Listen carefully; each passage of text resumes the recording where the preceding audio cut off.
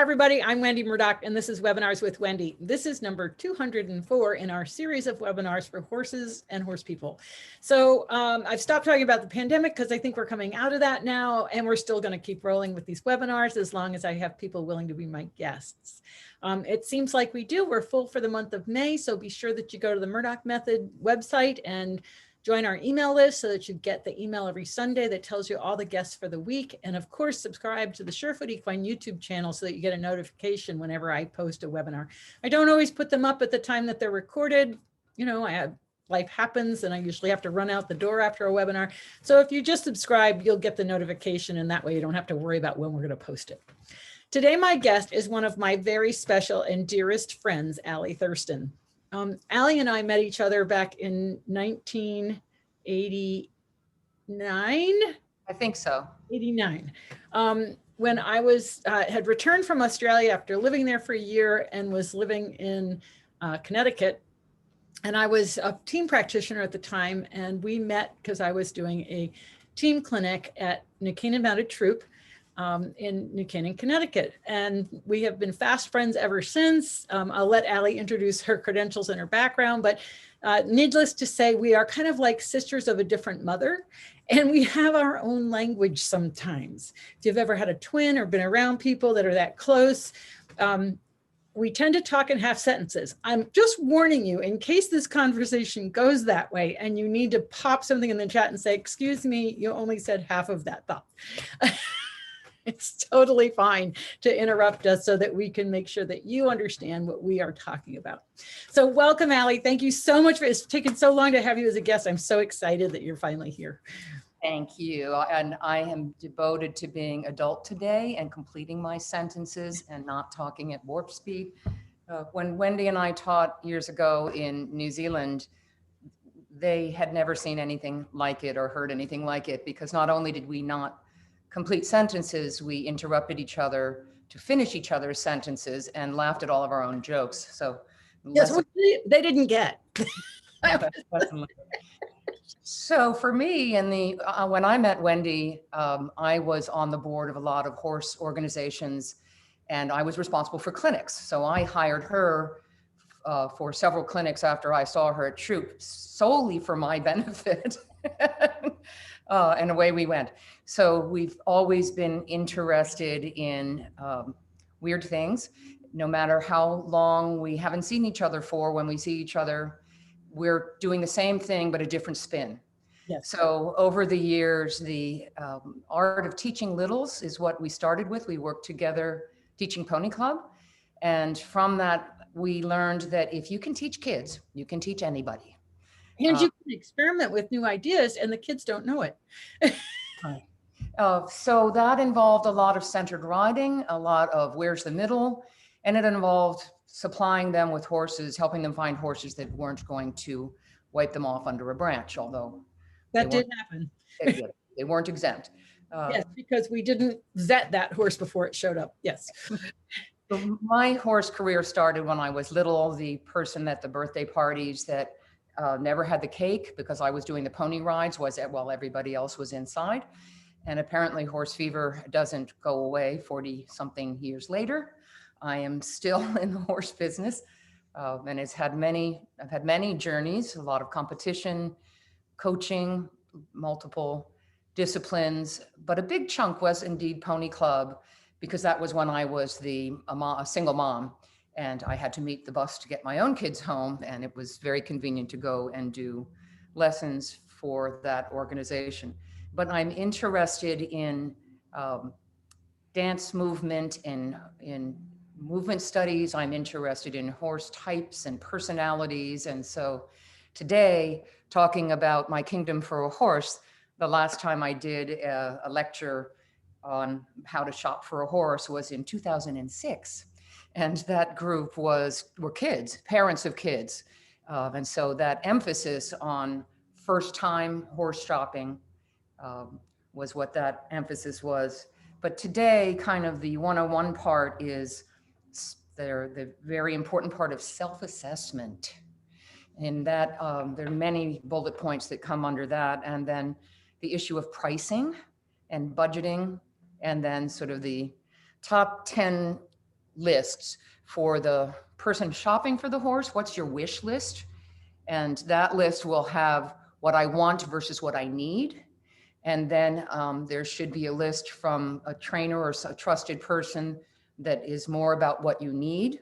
And then there are the how to find sources, and then the wonderful art of reading ads. What do they mean? So, so whatever we have time for and whatever kind of questions come up, we'll gallop through different parts. But the self-assessment, I think for me, I'm going to jump down to I started calling it sort of top 10 mistakes and realized there were way more than 10. And the number one at the top of the list is that the failure to ask for help.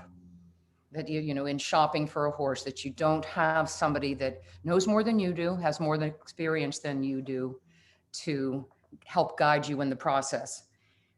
And I more a little bit about the type, maybe you're going to the type of help you want, because, you know, I can see somebody taking their daughter with them as help.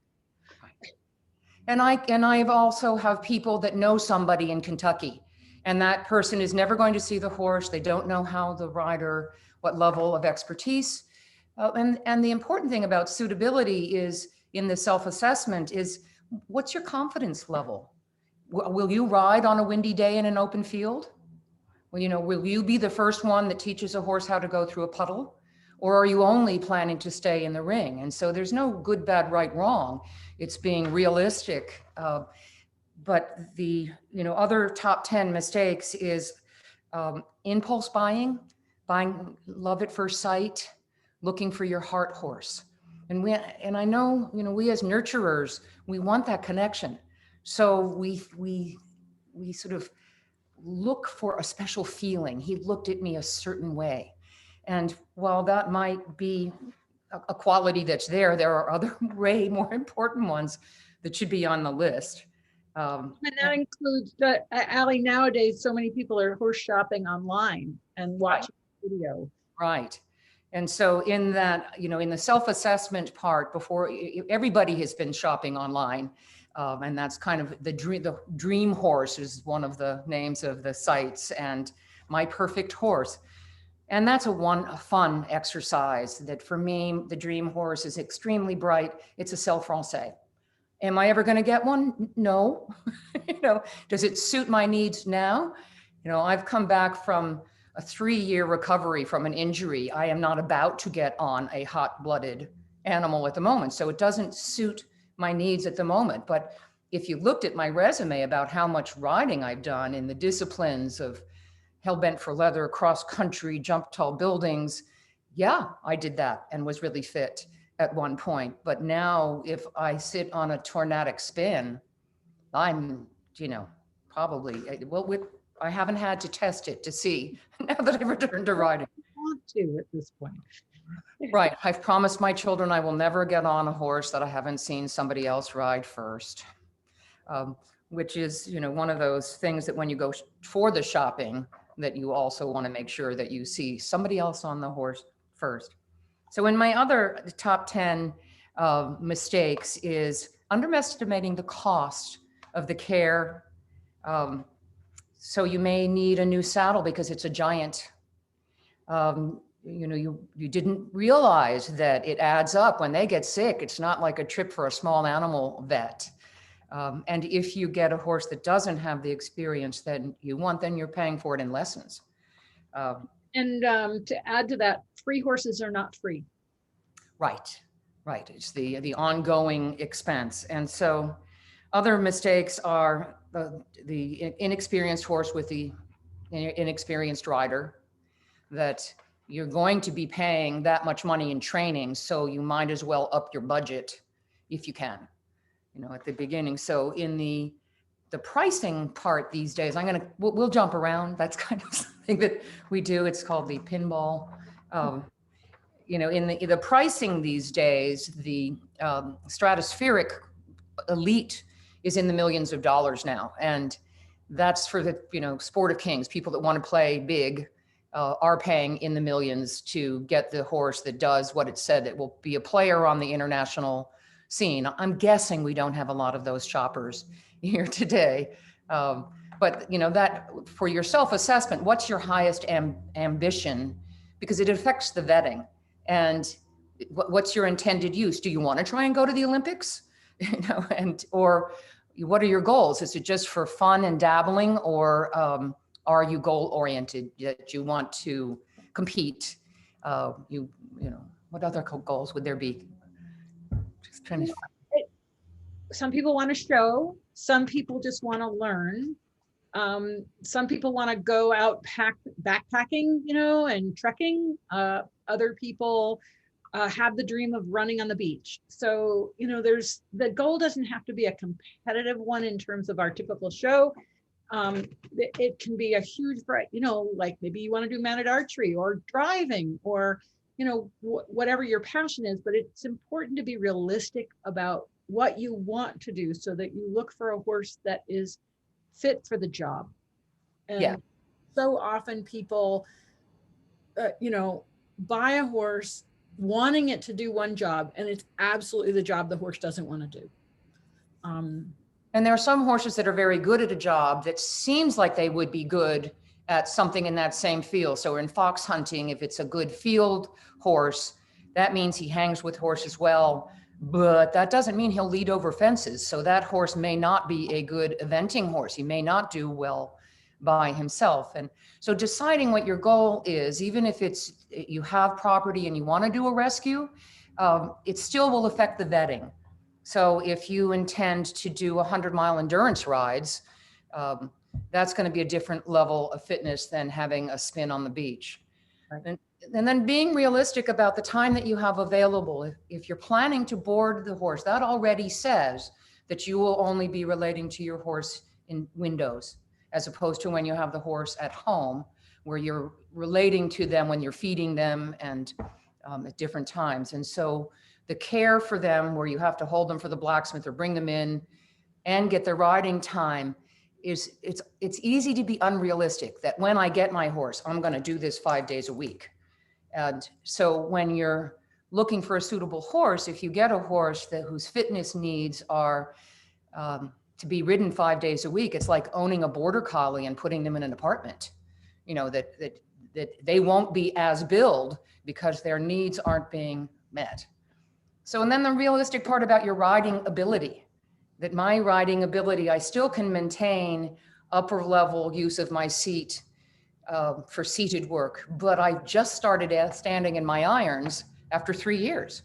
So I wouldn't go galloping down to a wall and jump over it, even though before, you know, that was, I didn't really ever give a second thought to that. So you may have had a history of being good. I was good once, but the reality is post-COVID, how fit are you? Well, and I think you bring up a good point in that, you know, I look at, there's like 3 different categories of rider horse owners. The people that have grown up with horses and matured with horses and had horses all their lives. There's a different sense of aging with horses and changing values of what's important when they're looking for a new horse. Mm-hmm. There's the people that had a horse as a kid or rode as a kid, had a big long break, and when they return, they still have the ideals of that childhood memory of what I used to be so brave and do all this. And so there's a disconnection between what they did and what they can do now. And then of course you have the group of women that weren't able to have a horse as a child, and now they're coming into, they've been riding and they want to get their first horse. And so, Allie, I'm sure that you've seen this, that there's a difference in emotional maturity level when making choices about buying a horse in those 3 groups. Yeah, and I also see that's an enormous demographic when you look at horse owner demographic. It's the, 30 to 56-year-old, and then there's another batch of, geez, I might be needing a knee replacement. I don't fall so easily, or I do fall easily, but I don't bounce quite as well. And so that reality of, regardless of what age demographic you are, of do you need a huge moving horse if you have knee problems and hip problems? So, that reality of, if you're not sure, then hopefully you're working with someone that you can ask and get them to weigh in. And that is in my top 10 things list for the trainer. They should come up with a list of what they think you need. You get to come up with the list of what you want and you think you need. And then you try and match the things that are in common. And then you may have to get to that point of what can you do without on your list to be able to keep it in the price range that you need, or the reality of where you keep the horse. So in that, we rank those needs and wants priority. Is it a good idea to rank them? Yes.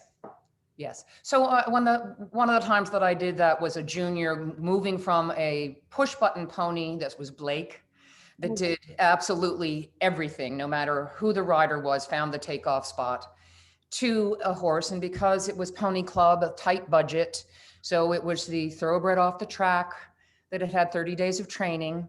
And the mom's list was the horse must be able to be capable of being sold before the child goes to college.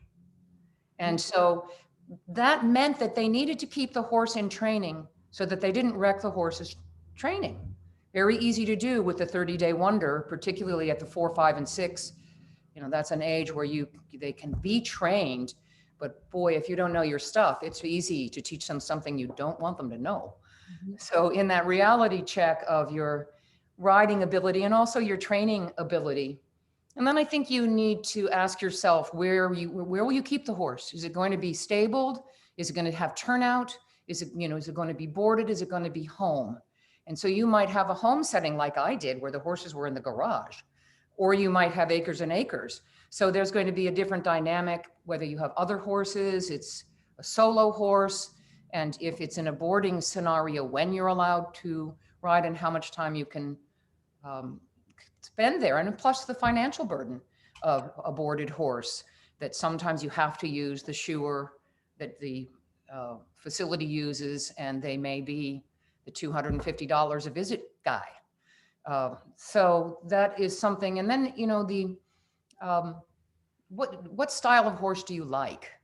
Do you like a spirited, hot, more woe than go? That's another sort of self-assessment. I like bright and clever horses. Those are the horses that pick locks. They redecorate their stall. They come in from turnout with other horses with dings all over them because they're a nudge. They pester horses. I like horses with character, but that same horse with somebody that doesn't have the experience about setting up boundaries can be, the one that's too much in your face, that is a groper, and is dangerous around children.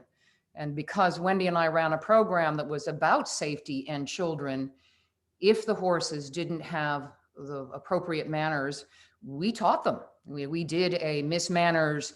When the child is 6 years old comes into the stall with feed and points to the back of the stall, the horse goes and stands at the back of the stall to look and puts the feed in. And when they halter, the horse has to drop his head. So in shopping, I want to know those kind of things. Would this horse be safe around my husband if I said to him, bring the horses in for me? Could you do that?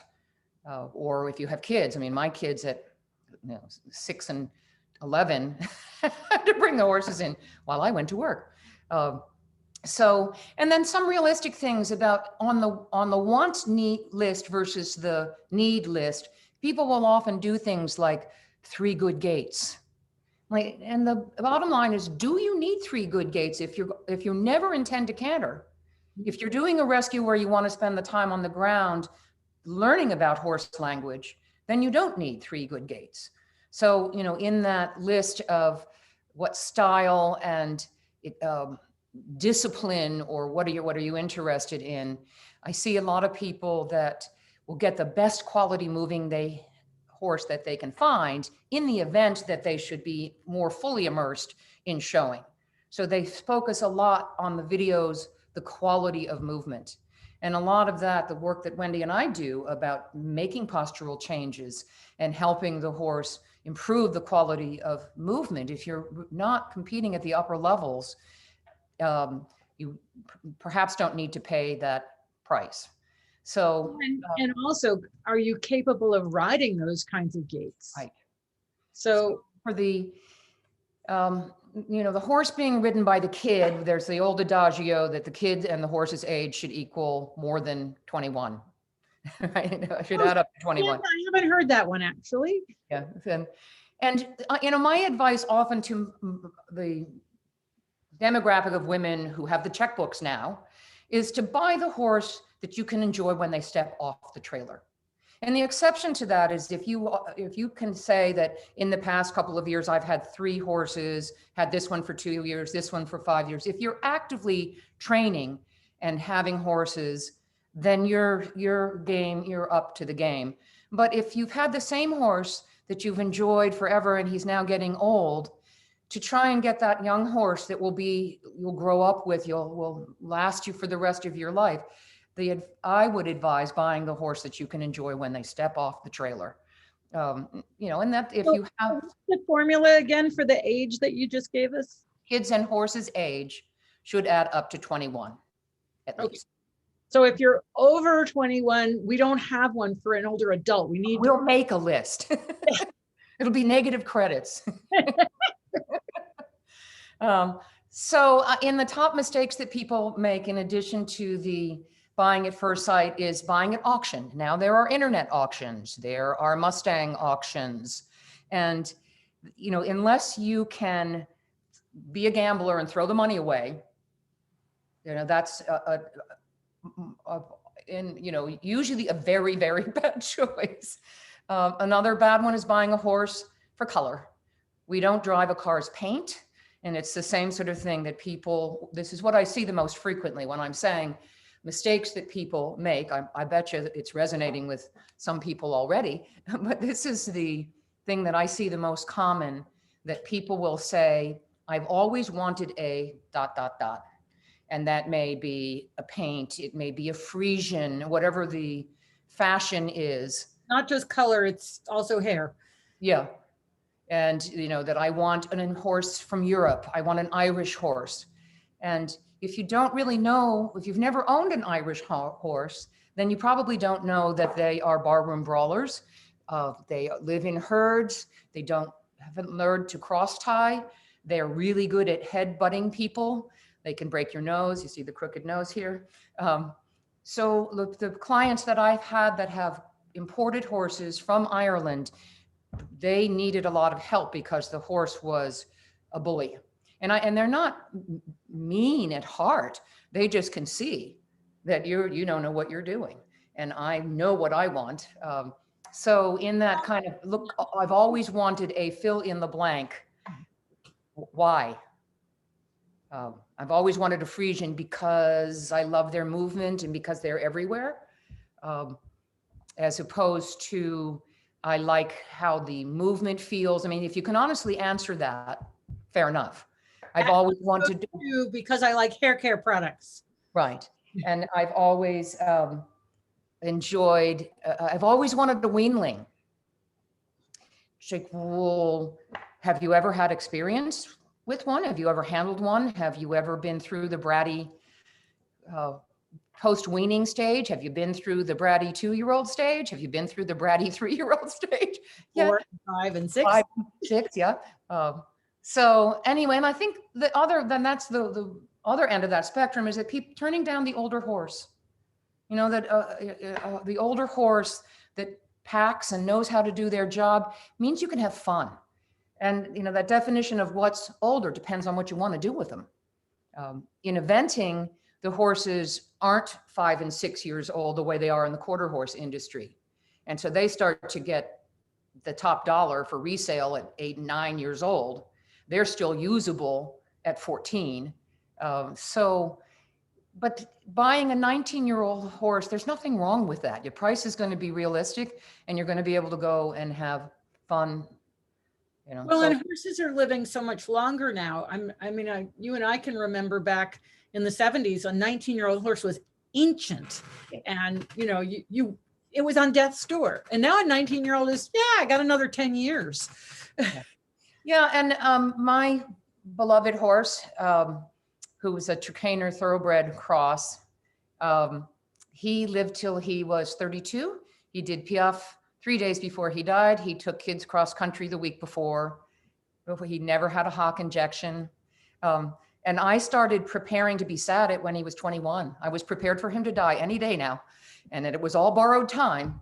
I did take him out of competing cross country and hunter pacing when he was 24, but he still did pirouettes and, gave a lot of clinics cross country. So that age part is not to be underestimated. And then for the home kept horse, I think something I also see that's a common mistake is people underestimating the dietary needs and the safety part of it. They don't realize how unsafe it can be. So that, I didn't know, I didn't know he didn't tie. So I tied him and he took the wall down, he tipped the trailer over, so that those kind of things that you tend to do without guidance. And the same with nutrition. I see a lot of really malnourished horses that are in the home setting. And I'm not disparaging home settings at all. I could only afford to have my horses because I had them at home. But when I see issues where people really don't have a lot of knowledge, that's something I often see, that the feet are too long and the nutrition, the coat quality is bad. And either the You bring up a really good point about keeping a horse at home and boarding, because while you have it at home, the expense is more time than money. And when you board it, it's more money than time. In other words, if your goal is to ride every day, having your horse at home may not result in you riding every day because there's fencing and there's feed and hay and all these things that you have to They always get loose in February when there's 3 feet of snow. Right. And you have to slug the water buckets in the snow and the ice. And, what if the horse gets sick and it's the winter time and you don't have a trailer? Whereas if you're boarding, you don't have as much contact time with your horse in terms of day to day, but the opportunity to ride will be greater because all of the management is largely taken care of. Right. And so for me, the transition from having horses at home from when I sold my place to being the drive-by instructor, that, here's the main instructor lady, that I had to change how I greeted horses because I no longer had them at home. And I didn't realize how much of my training was about relating to them, feeding them, playing with them. And instead I changed to this mean lady that showed up with a watch going, and the clients are the same way. They, in their 1 hour, they want that horse to sweat. And so I really got interested in a lot of the stuff, the Sharon Wilsey's and the people that you've had on your program, because I didn't like this place that I was in, where I prefer them when they're home and turned out instead of in boarding scenarios. But I certainly learned a lot to be able to make a big difference for a lot of horses in those kind of settings.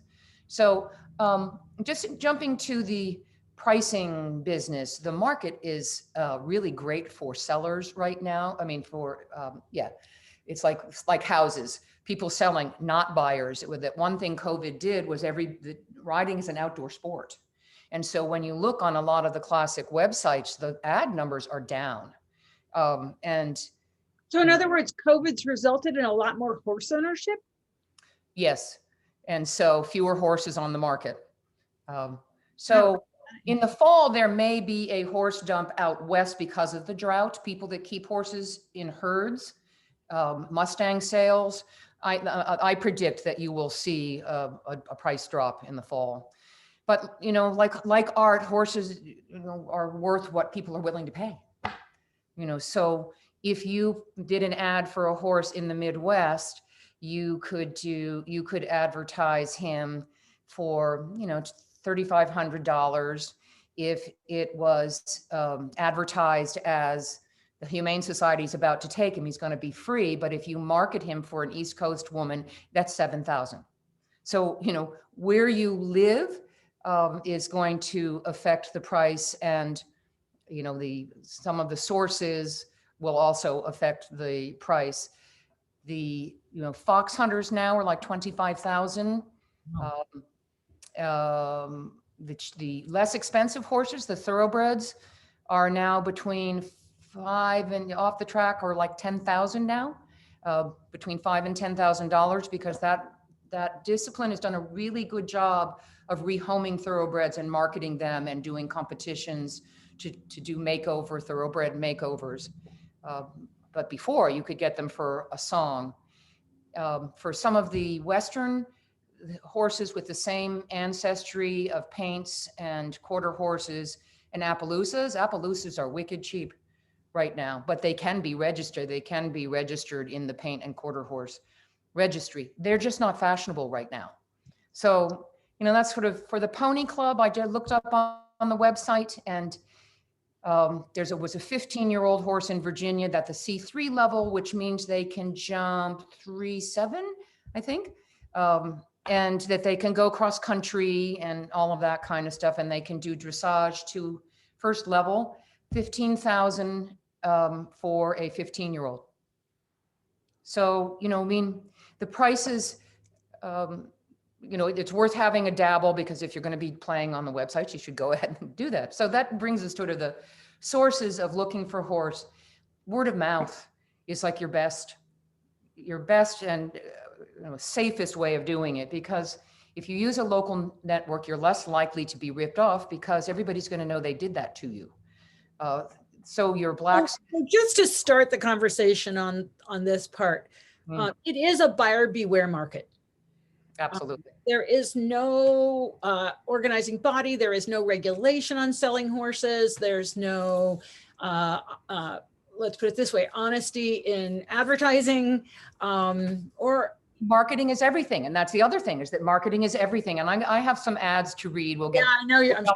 We'll gallop through that. But in you must be able to link the horse that you're interested in back to someone you trust. So if I call a friend that hunts that tells me about a friend in Virginia, and I call her and she tells me of a horse she knows, and I know the field, I don't know their master, but he knows the master in the hunt that I've hunted with. That's a good way of connecting the dots to know that what you're getting is as advertised. Or they're not advertised, word of mouth. Backyard horses, kids off to college, the 4-H office, ads that say divorced forces sales are really good ones. Yeah. Mr. You're going to drop the price to get the sale done. Good to write home, to the right home is also a good thing to see in an ad, because they do care, and they will often take the horse back if it doesn't work out for you. They may be asking this much because the kid is being forced to sell the horse before they go to college. And the kid is really hoping that the parents will let them take the horse to college. So they put a price on that's not going to sell, and they may sell the horse if they find the right home.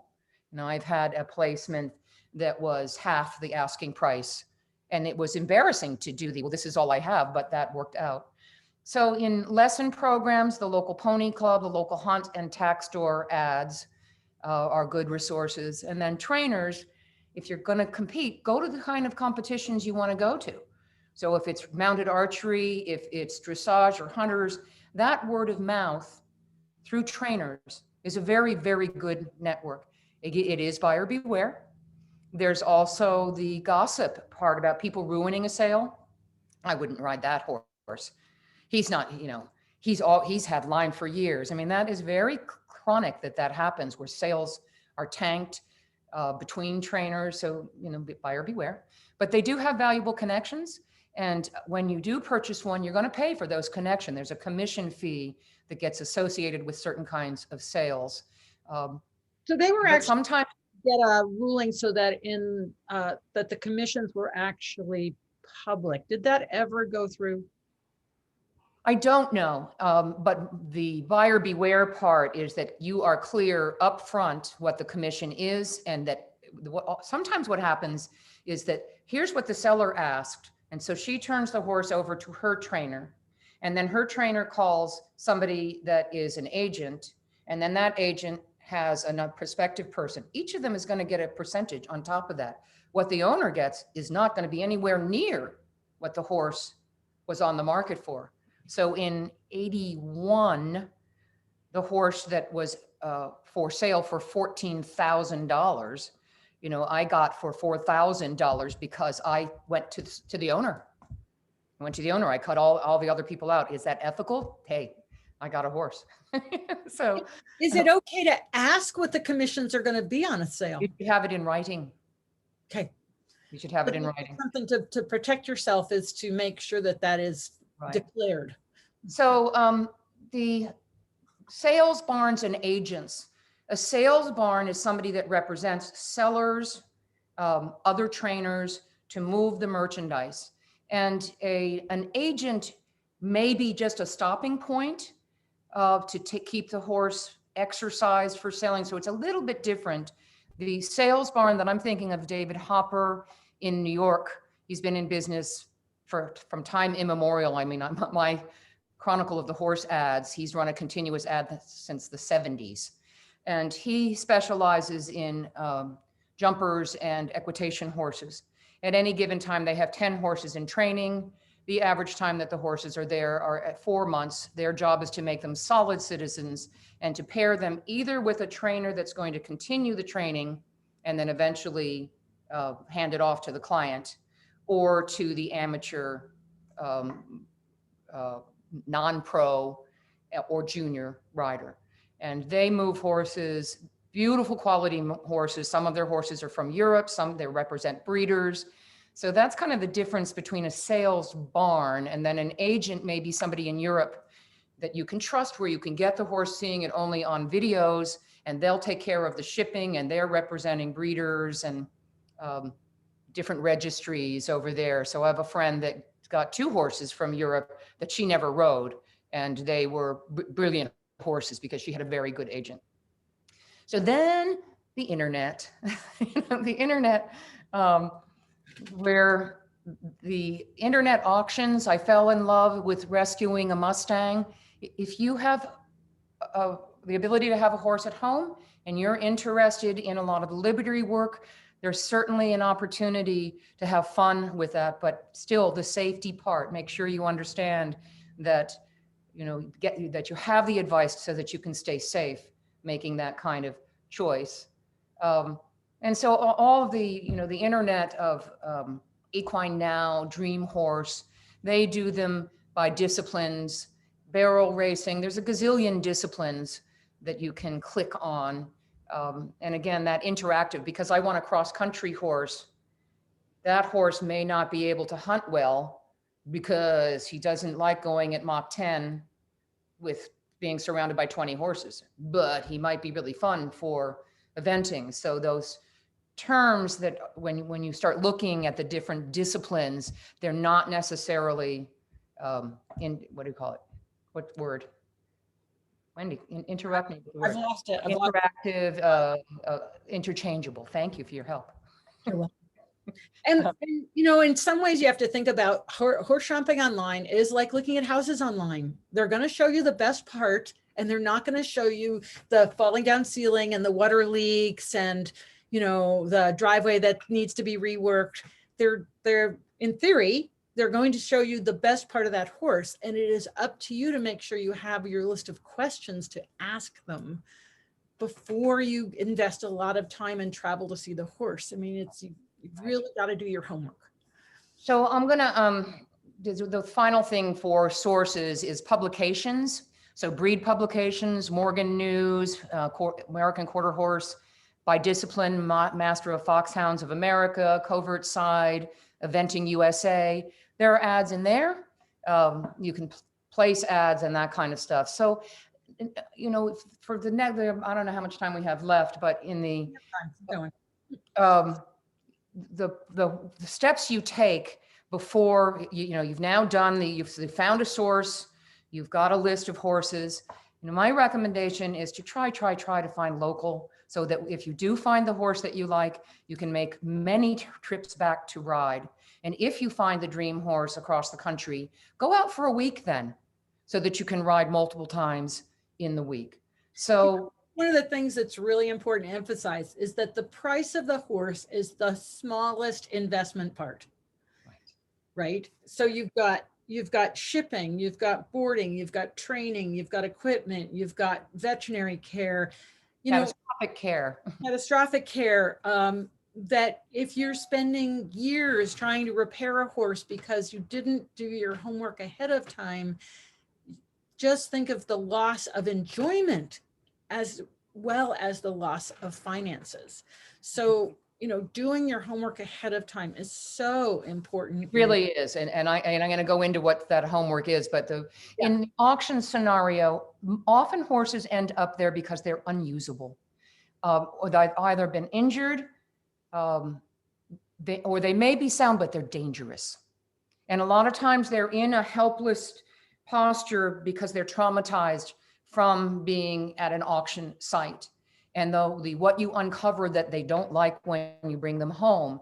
And that's why the auction can be so dangerous.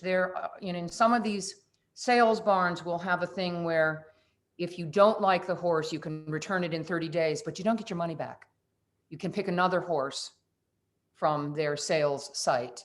There were some famous ones in Connecticut that, if you could. Well, and that health stuff is so important because a long time ago, I thought I found this husband horse in West Virginia, and it was an Appaloosa, and I brought him home and we fixed his teeth and fixed his feet and gave him some food, and he was not a husband horse anymore. Same when I got my daughter's first pony, I tried to kill my child. He had been standing in a straight stall for 3 years. He was underweight. He only got turned out every other day in an indoor arena. Prior to that, he'd had a bowed tendon. And he was so weak that I had to hold his halter when we walked. And so after a month, I could hold his halter when he trotted. And when he got fit enough to do the canter, I got a pony clubber to ride him. After that first canter, he gave that look, and he was a rip snorting pony after that. He never went back to the saggy lipped, I'm going to fall over horse. So a lot of that, Forgotten his name. Yeah, that was Lexington. Yeah. So reading the ads, sort of an overview, the selection is best in the fall and spring, but the prices are cheaper before and during winter. Right. You also will see better prices in, September will be the kids going off to college trying to get rid of it. They'll start it early. September, they start getting panicky. So September's another time to be able to either maybe do a lease for them, like you haven't sold the horse for the price that you want, but all lease with option to buy or something like that. So for best practices for suitability, we could go on for hours about that. For first timers, take lessons at the place that you intend to board the horse. Lease a horse from them if you can, so that you can see what the time thing is going to be. Buy local and buy in a network. For the return to riding people, visit the potential boarding facility. Make sure you like the trainer. If you just sort of, I like this place, they have lots of shaving, but you haven't actually owned the horse, where suddenly it becomes sometimes a conflict about what's best for the horse, what you want for the horse and what is the reality of the barn that you're in. So it's really important to go there on a regular basis at odd intervals to see what's going on, like unannounced walk-ins. And if a barn will not let you have an unannounced walk-in, do not run rapidly. Now they can have hours, and that's reasonable. Okay. People don't want you showing up 24/7, but you should be able to come in during normal hours anytime you like. Yeah. So for the ads, prices, if it says inquire for price, that means you can't afford it. And a lot of sellers don't like tire kickers. Don't call unless you've done your homework and you're ready to start practicing buying a horse. And I do recommend that people practice, even though you're not 100% ready, but I don't recommend practicing on a horse that you're not remotely interested in. Right. Okay. So when somebody says about the price that it's priced in the low 4 figures, really the horse is cheap and they're just trying to make him sound expensive. If the ad says the price is located in Equiken, Ocala, or Wellington, it's triple the price of anywhere else. If the price says just imported, that means we paid a boatload of money and we can't ride him. Yeah. The New England Dressage Association has a lot of members that donate their horses to a college riding program, Johnson & Wales. And those horses are magnificent imported horses from Europe, but none of the owners could ride them. The movement was too big. They had the warm blood attitude. Warm bloods often called dumb bloods because of their ability to go, you talking to me? And really, they have huge egos. They don't see like, I heard you, I'm not answering. You know, like you're beneath my worth, but they come off as being slow because they're just taking their time answering you. So size, if you're looking for, if you see again, low to the ground is good after a certain age. Yes. Small horses can have giant barrels. I see consistently people that buy too much horse. That means from an energy level, but also size. That I've had clients where when I've done the training and I've put on better quality of movement with more suspension, they can't ride it. And so, my job is to try and keep the training just a hair above their ability level so that I can upgrade their skills, is what I attempt to do. The horse to take a good moving horse and flatten out all its gaits because you can't ride them. Because you can't ride it. You actually make them lame. You will. That goes. And you will instinctively do the protect the viscera posture when you feel jostled out of the saddle, and which is like not exactly in the middle.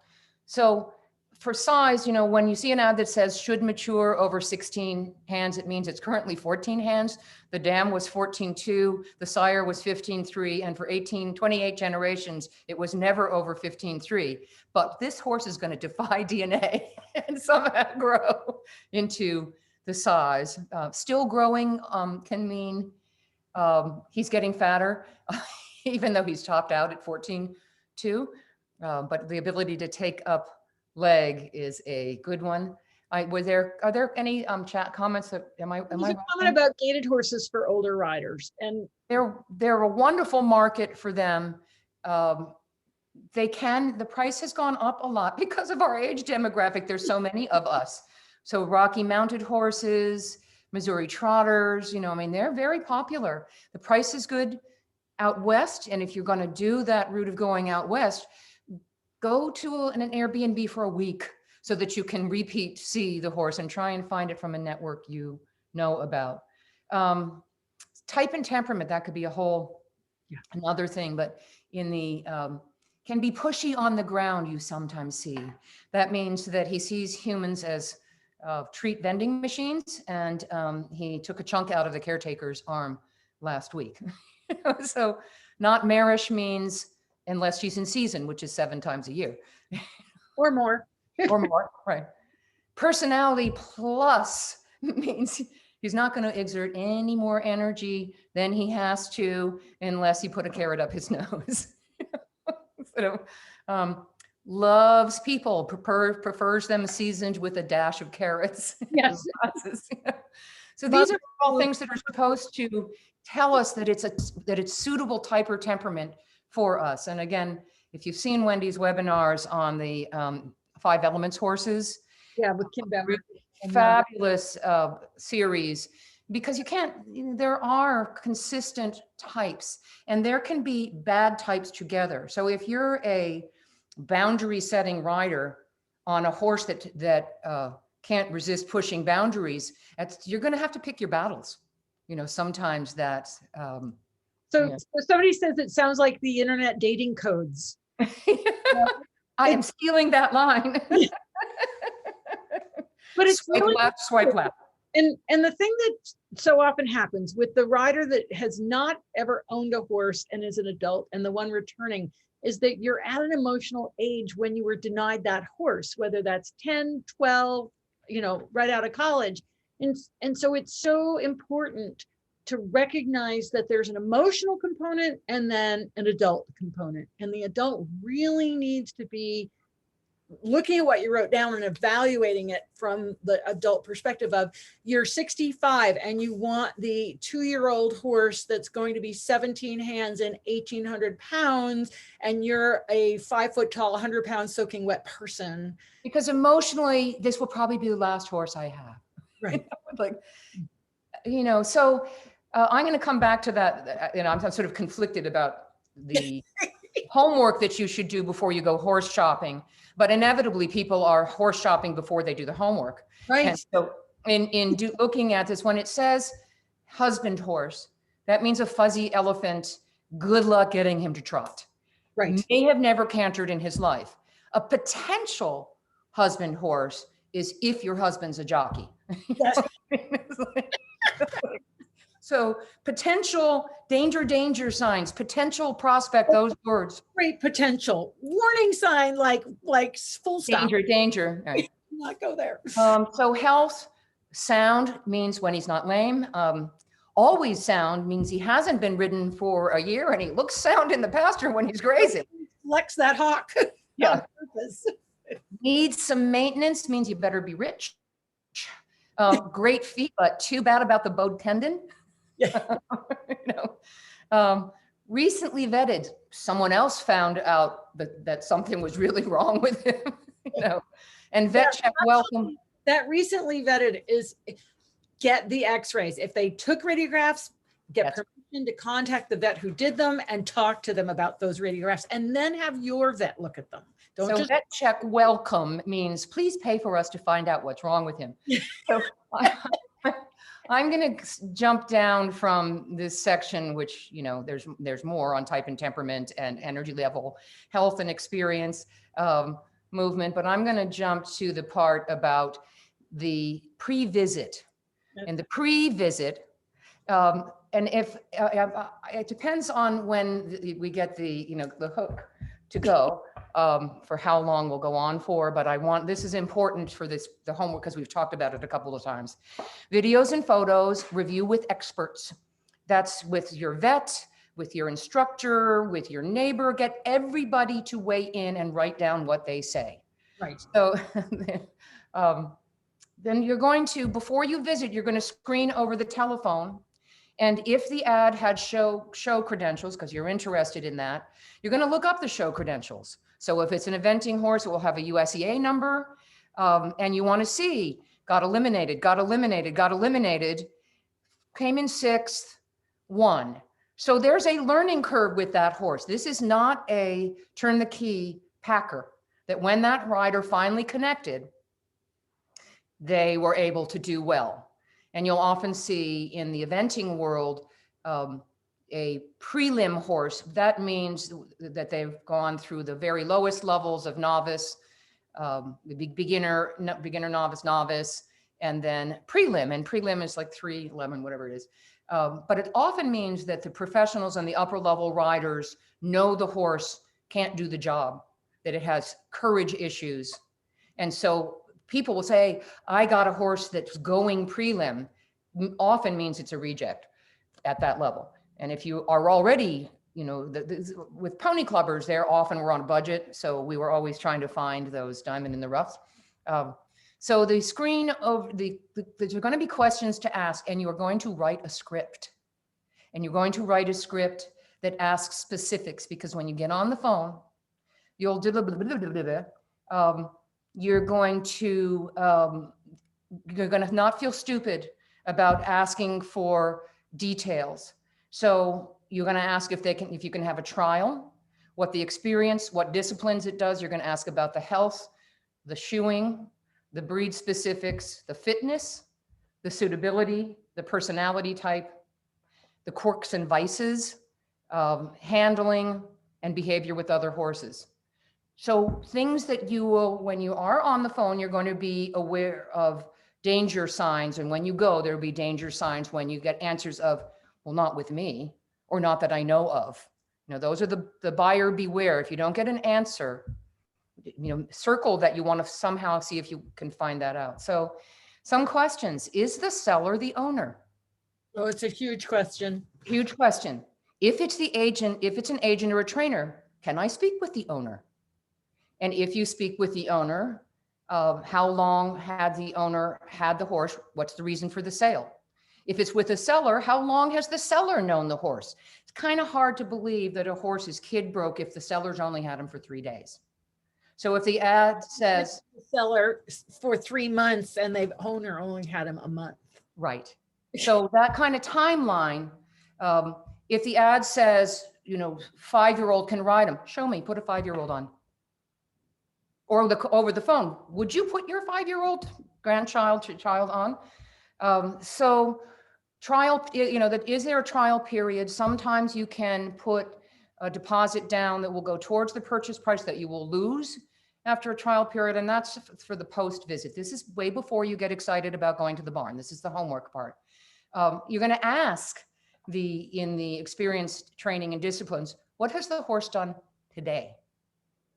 So, that he used to be, and last week, the trainer got bucked off. So he's schooling 3.9, but he actually hasn't been ridden for a week because, the rider can't ride. And again, these sounds like terrible questions to ask. And if you're going to be dealing with sales barns and agents and stuff, you need to protect yourself. Well, and another option, Allie, is if you don't feel capable of asking these questions, have your spouse make the phone call. They don't know horses, so they're going to ask them in a read the list way, and you are sitting there taking notes on what the answers are. Just pop them on speakerphone. That's an excellent idea. You ask the basic question: does it walk, trot, and canter? Yes. You'd be surprised the number of times that didn't see it on the day of the trial, or only saw the left. I actually never asked whether he could walk, trot, and canter. If the photos have the horse in boots, ask for photographs of the legs without them. So if the horse is registered, do you have the original papers? Not copies. Do you have the original papers? Can you send them? So, and then can the vet records be looked at? That was Wendy's point before, that is he currently sound? Has he had past soundness issues or chronic issues? When was the most recent x-rays? Can they be viewed? How many vets do you use? Like, we have a SWAT team. That's a really good question. They come back with 10. You're in a manicurist. He has his Magna Wave person. He has his teeth floating. But finding out about the body workers in addition to the vets is a really good point, and who the farrier is. Because it will tell you that the horse is well cared for, and it will give you another network. Has the horse ever been medicated? I don't, whether it's supplements, whether it was for allergies, has it been medicated? And you obviously may not get answers to all of these, but does it have ongoing management, hock injections, ulcers, allergies, and diet? What does it eat? When one of the horses was looking out for 16 pounds of grain a day. It's like broke the bank. When I had horses in for training, I'm like figuring out the finances based on what my guys were eating. And so, what the supplements, any special needs, like you have to wet his hay. Is he an easy keeper? Is he a picky eater? You really need the script, because you'll forget to ask these questions. And so if the person doesn't want to answer, if they start getting shirty about so many questions, just hang up. Yeah. If they won't answer your questions, then you do not want that horse. Yeah. Fitness level, the current level. Can you hunt him tomorrow? So when something's billed as a hunted last season, well, the season ended in December, and now it's May. When was the last time he was fit? December. What riding schedule does this horse need? And that's that analogy of the border collie. The horses that need to be ridden 5 days a week, otherwise they lose their mind and they're certifiably insane. Or the one that gets yanked out, that tends to be quarter horses on the weekends, the weekend warriors that do have a mind that lets them do that. You're going to ask about shoeing, the types of shoes and why. Yes. The shoeing schedule. Every 5 weeks, every 8 weeks. Has he ever been barefoot? How did he do? And again, pictures of the feet, legs, quirks and vices. Ask for specifics. What is his worst behavior, for starters? And then, does he weave? Does he crib? Does he, paw? Does he rear? Does he strike out? Does he spook? Does he stand tied? Does he pull back?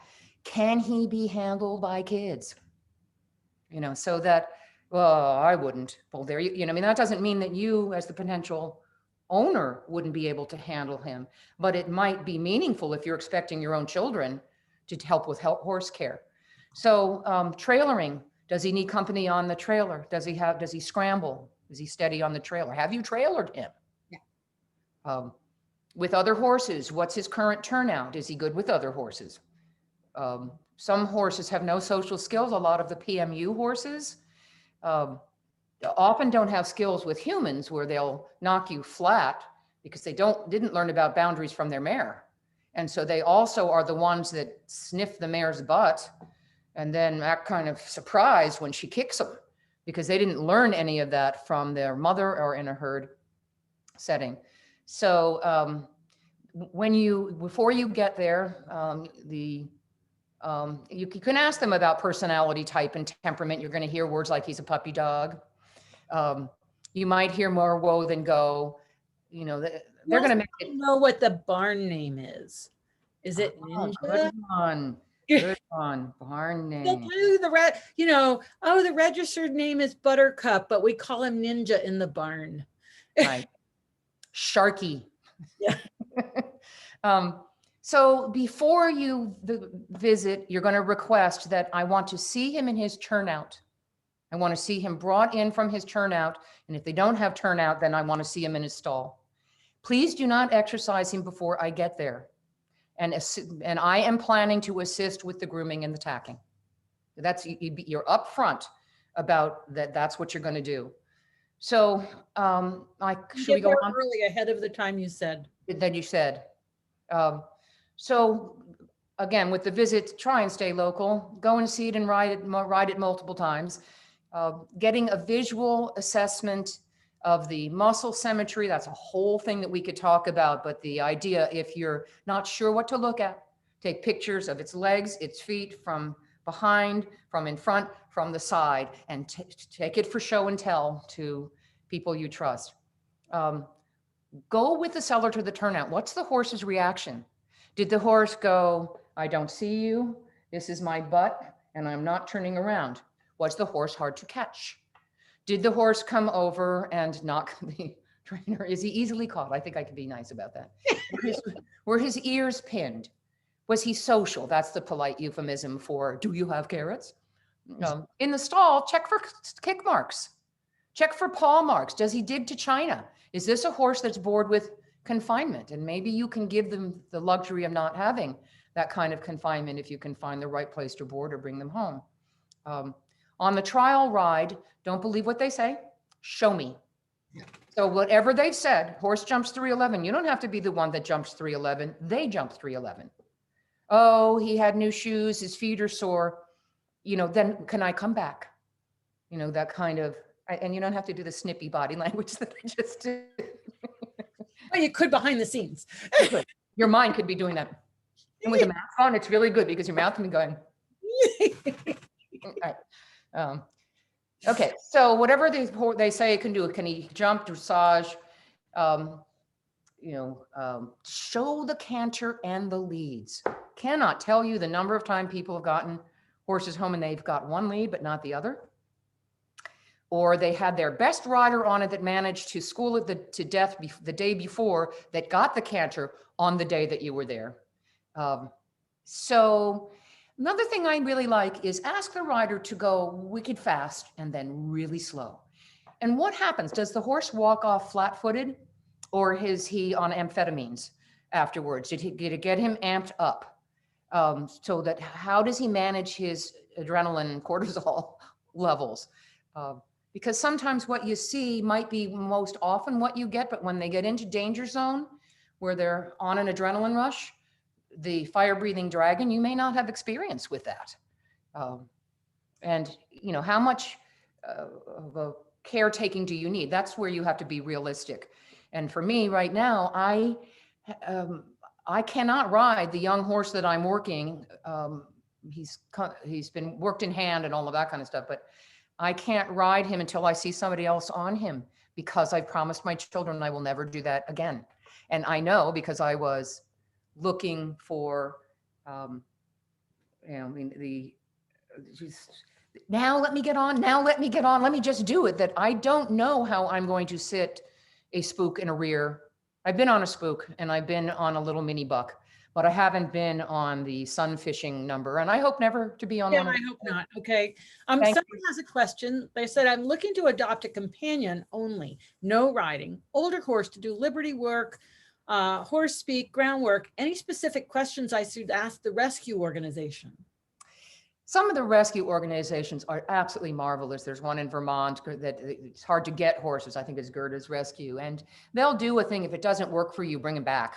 And so those are the kind of rescue organizations that I would advise working with, are the ones that are really interested in rehoming the animal. And then, you know, in the assessment, you still, if you have a social friendly horse that's going to see you as the human vending machine and step all over you, that can be a problem. And so you to have a horse that's been around the block, rather than I rescued this horse because his owner died and I felt bad for him. There's that, whatever situation they're going to fit into as the companion horse. Again, it comes back to who else is feeding them. But one of the things really important, if you're adopting a rescue horse, you want to make sure that that horse can go back if it doesn't get along with the companion. In other words, you can get one that you think they're going to get along great, and you bring it home and they're like, you know, absolutely not. Dead. Right. And now you have two completely isolated horses. So just check out the return policy. Any reputable organization would have a return policy where you can bring it back, you know, find another one that's going to be more. And just think about the groceries. Think about what your pocketbook is for groceries, because some of these rescue horses may require a lot. You might want to get something smaller. Think about your management. The one that lives on air. And so those financial considerations are part of your self-assessment, and they do count in the rescue horse. That, you know, if he's missing teeth, will you have to get special hay that he can gum? You know, all of that sort of thing. And I'm totally for it. If you have property and are interested in liberty training and all of that stuff, which I really love all of that sort of stuff. It's so nice to be able to do a give back. But I've seen the PMU horse go wrong. I've seen scenarios where it eventually worked out, but man, was it expensive. Yeah. And she's saying, Pasafino, one of the things you have to realize is if you have a 3-gated horse and you bring in a gated horse like an Icelandic or a Paso, a lot of times it's sort of like cultural differences, and they may not get along because they don't speak the same language. So you know, really consider the one that you have and what that horse is like, so that you can have a companion that they'll get, you know, that'll mix, that'll work well together, that'll, because I've seen some horses where you have a different breed and it's a really different style horse and they move funny and it upsets them. Yeah. And I see repeatedly in herd settings where the gray horse is the outcast because the predators can see him at night.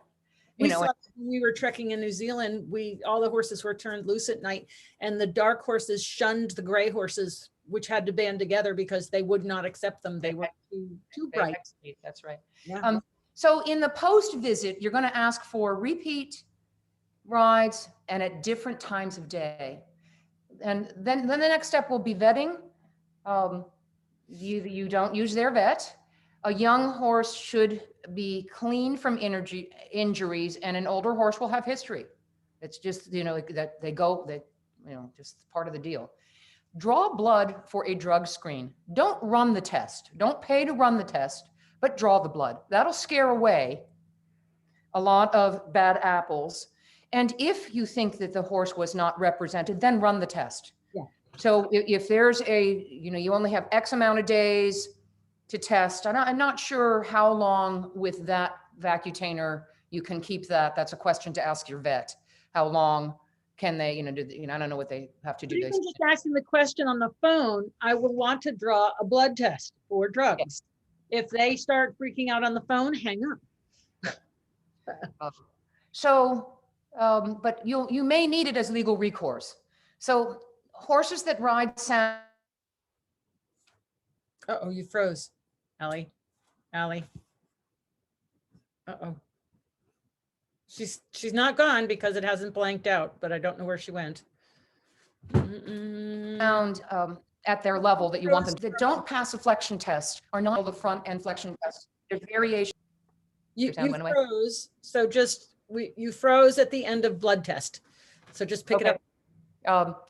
If a horse fails a flexion test, it's not necessarily a thumbs down. Lots of horses, if somebody holds my arm behind my back really in a hold, it's going to be tight. The older the horse, the more that's going to affect them. And you can have horses that have clean x-rays that will fail the flexion tests. Many x-ray abnormalities will show up, and the horses will be clinically sound. So it's that no longer do vets say pass or fail. They will ask you for intended use, and they will give you a report card of what they found about the suitability for the intended job. So if you can get a trial, which please try and get a trial with the down payment and a contract, that's a whole nother thing. Yeah. If you're leasing, there's a lease contract. You get a written agreement for the lease thing with what's allowed and all of that. You know, and you might have to have an insurance policy, blah, blah, blah. But you get you're going to negotiate the price. You may have wiggle room between 5 and 15%, or you may find that good, you know, good to a good, you're not free to a good home, but looking for a good home where there's wiggle room.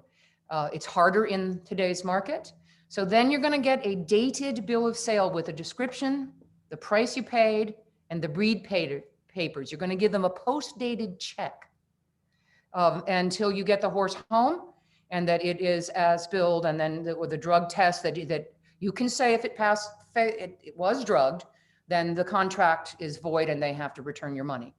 I've seen people where the shipper, caused damage, but whose fault was it? They didn't actually have a bill of sale. I've had people get caught out where they bought from a seller and the seller didn't actually have permission to sell the horse. They didn't have a bill of sale. There's no recourse. So anyway, so that's the before and the homework part, which is the really serious part of this expression. Well, and just that, if someone says that they're going to give you this horse, you still need a bill of sale, even if the sale price is $1. In fact, you have to make it something more than zero, and you do want a bill of sale. Because otherwise there is no paper trail and they can come back and take the horse back anytime they choose.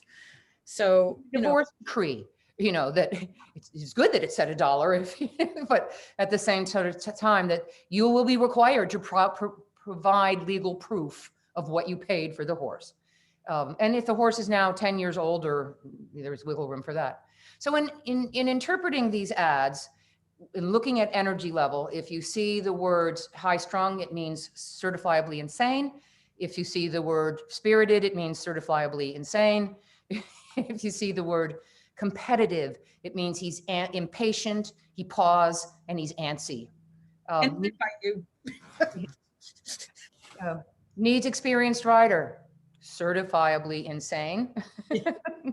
And then the other ones, bomb proof. Too dumb to spook, conserves energy. Lots of pizzazz. Doesn't feel good.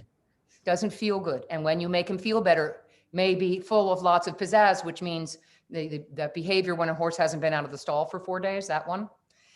If you hear brave, that means he pulls to the fences and jumps out of pastures. Fun means fast. Barrel racer means fast. Event horse means fast. And faster. Event horse means no brakes and goes over or through almost anything.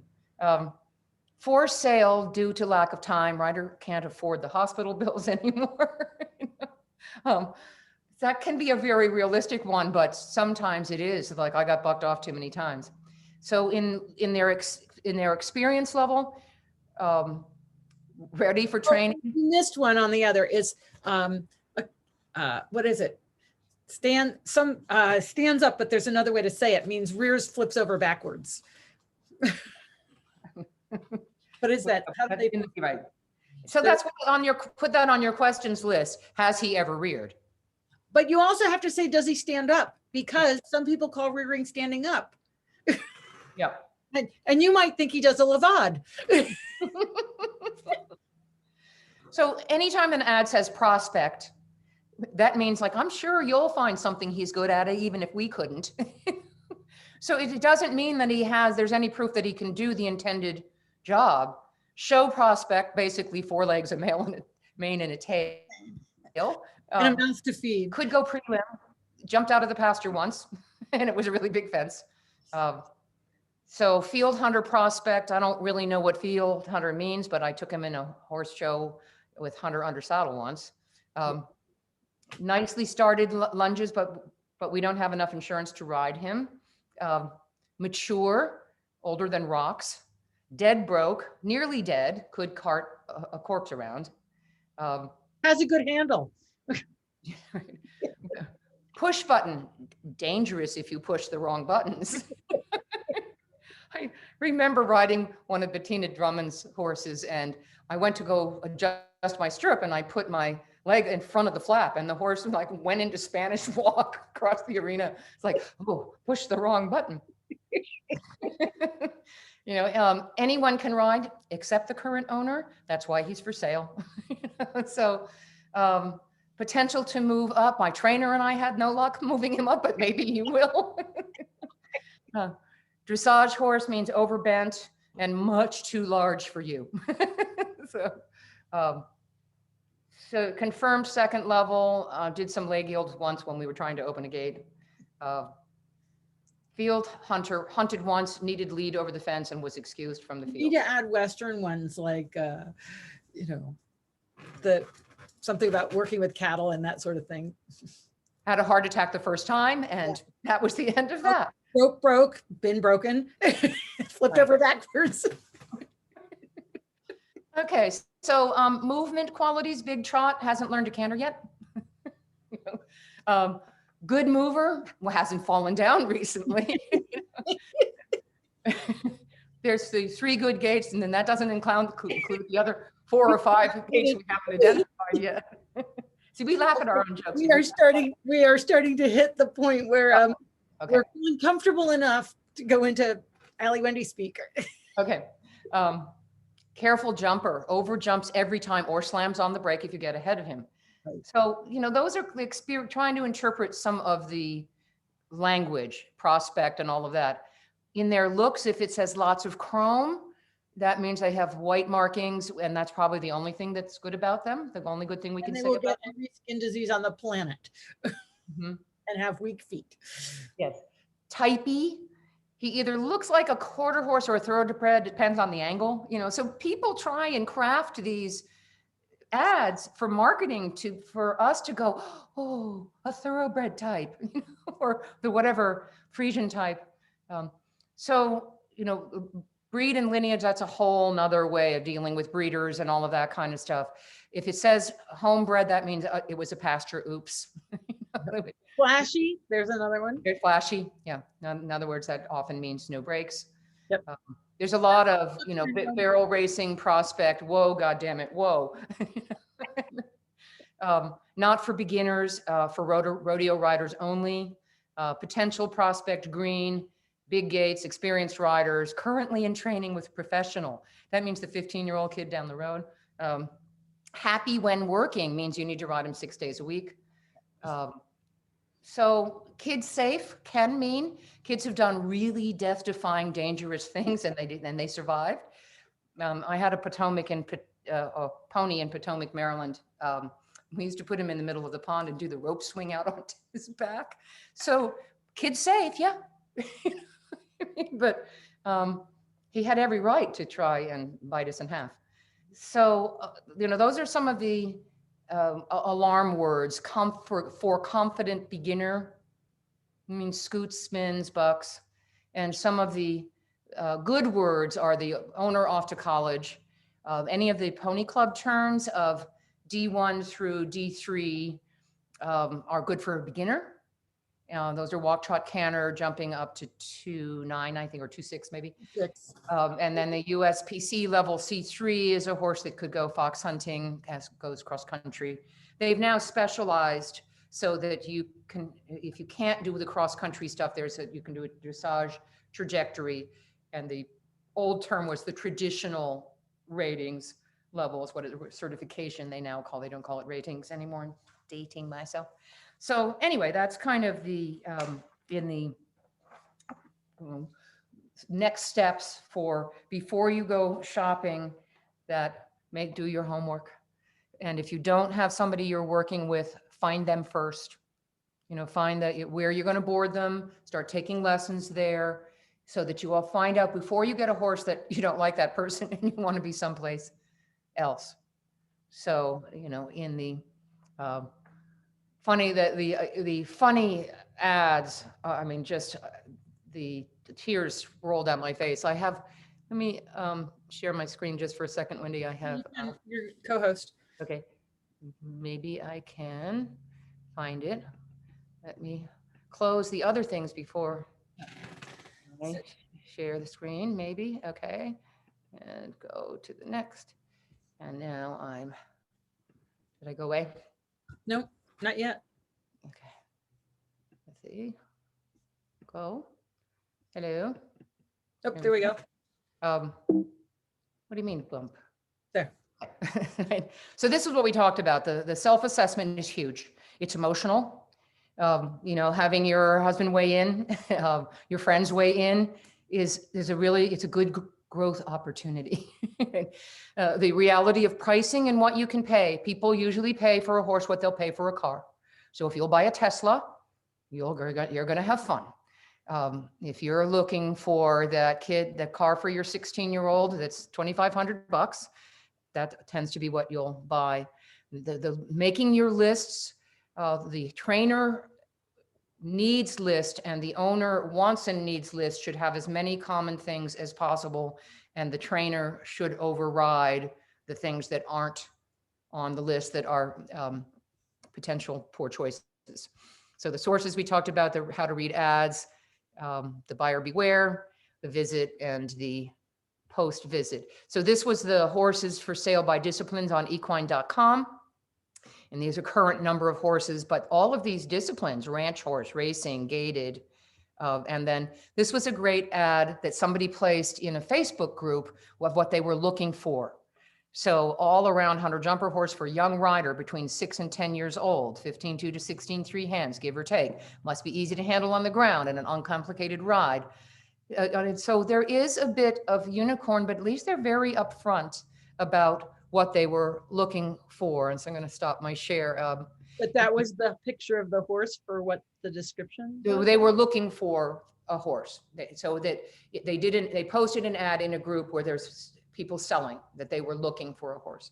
And so that was the unicorn picture that they put up. It would be a good exercise to write the ad instead of reading the ad, write the ad that you would do for what you were looking for. And then your trainer can say, what can you do without? You could probably do without a 16.2 hand horse. If you can go into the market for the smaller horse, there are a lot more of those available.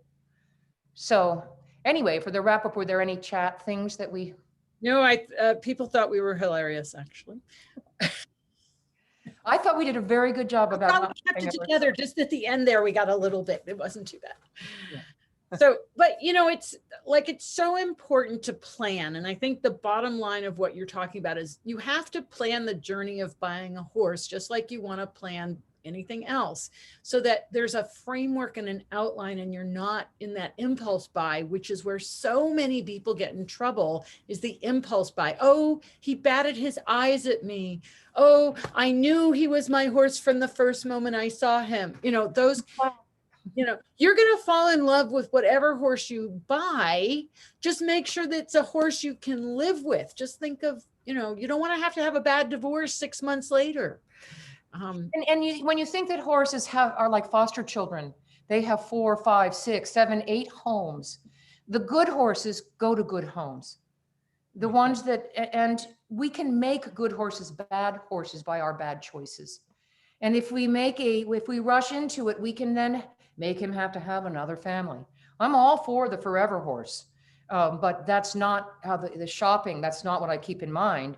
Usually if I get a horse, they don't leave, but. Right. And that's the typical thing is that if you've made a bad choice, it is so difficult to part with that bad choice.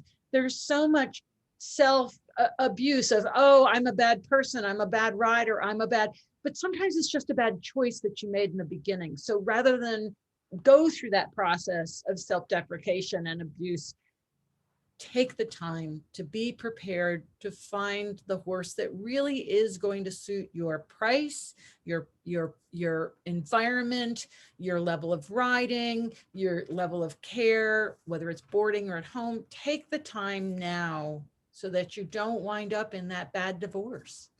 And there are wonderful resources for understanding horse personalities and suitability. I like the Bartow book. Yvonne Bartow, is that her name? She did the Arabian Nights dinner show in Florida for a long time and then was a Grand Prix rider and dressage rider and trainer. Her book there's a lovely chapter on suitability. If you're fearful, don't get a fearful horse. Right. And so those resources are out there for you to self-educate. There are lots of things about understanding personalities. I do a talk on personalities. What's the book title of Bartow's book? Do you know? I think Ride the Right Horse. Oh yeah. I think that's and then tomorrow I have Janet Jones coming, Horse Brain, Human Brain, which is going to give you a real insight into the neurology of how we interrelate. So, you know, and of course, go back and watch Madeline Ward's Horse Personalities webinar and Kim Bowers, because temperament we want a temperament that matches. You know, if you get a really fire horse and you're really a water person, that's going to be a conflict. You know, if you're a very high energy person that wants to chill after work with your horse, get earth. So those, the 5 elements typing is just fabulous stuff. And there are also sort of the basic groups of, is the horse an aloof horse? Does he see you as a window or a door? Most amateurs get social horses, the ones that want to look in for your pockets to see what you have. That doesn't mean that the social horse is going to be a good athlete if that's what you're interested in. But the fearful horse is one to be, if you can't make them have a safe place, you know, that's the business that you will be charged with if you take a fearful horse, is being able to create a new place of safety. And it's not something that you do just because you push a button. There's a lot of work with breathing that you have to do, and a lot of work with being grounded. So that's often not a good choice, the fearful horse. And the aggressive, confident horse that is a super athlete, but he bites, you know, that kind of stuff. That's also not an amateur, a good choice for an amateur horse. And again, out there, wonderful resources of all the different types that you can play with. And very often we fail to see in the horse what we fail to see in ourselves, so that we wind up with a horse that reflects back to us some of the things we haven't addressed in ourselves. And it's such a bummer. Yeah. And they're like, ew, I don't want to address those things. And that was what you were saying, that people, there's a shame in saying it didn't work out, instead of taking it as an opportunity to say, now I know, I really need the right job for the horse, this horse. Really think about doing the best by that horse, by finding the right personality and person for him. I mean, right. You know. This Irish horse needs to run and jump and not just be in my pasture. And I got bucked off one too many times. So that what you need and what you want, it's a tricky one. You know? And it is about that self-reflection and that art form of being told what kind of temperament you have is really helpful when you do it in terms of 5 elements. My sister is a 5 elements acupuncturist for humans. And, you know, once you know, then you're okay with being who you are. It's good. And then being able to do that match of a personality that I know I have to be careful to pick my battles if I'm with a wood horse, because I am a wood horse. We're both competitive. We like having the last word. So, and we know it all. So. All right. Well, on that note, I think we'll wrap this up. Allie, this has been absolutely so much fun to have you on the show. And we've entertained everybody, which we're good at. Have a long history of entertaining people. So I want to thank you, and maybe we'll have you come back and do another webinar sometime. We can break down some of these topics and look a little deeper. Lots of fun. Thanks a million, Wendy. Big hug. Thank you so much for joining me, and thank you everybody for watching. And thanks everybody. It's Janet Jones. It should be a fascinating webinar. So be sure to tune in. It's going to be at noon. So see you then. Take care. Bye.